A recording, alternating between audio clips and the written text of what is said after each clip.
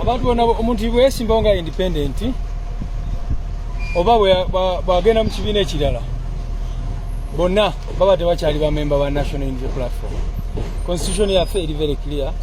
Bwesimba nga independent oba tekyali member wa NUP. Jebuvuddeko tuvudde ne tubagamba ffe mu NUP tetulina betuyita NUP leaning independence nedda. Kubanga abantu baffe bonna tubakubiriza olwolaba umbrella ekikinga.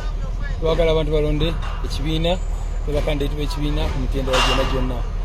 So simbo yaffe umbrella.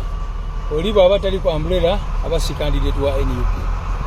Njagala kubategeeza monna era guba musango ekibiina kyaffe omuntu alina kaadi y'ekibiina okuwagira independent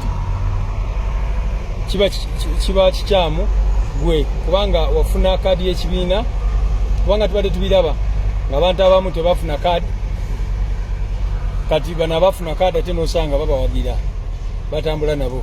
Ekyo kiba kikyamu era kiba kivoola amateeka naye n'enkola ya multi-party dispensation yonna kubanga oyinza okubanga gwe katugambe oli candidate waffe kuba MP naye nga walina bakansala abamu be wali toyagala naye naawe abantu abamu nga bwe baali tebakwagaliza kaadi y'ekibiina njagala okkirize ti abasobola okugifuna ku mutendera gw'abakansala bafuna tiketi so kikukakatako gwe nga flag bearer waffe kuba MP nga kuba LC5 chairperson kuba kansala okutambula ne bakandidate b'ekibiina bokka eyo enfuga y'amateeka bwe tubalina okubeera.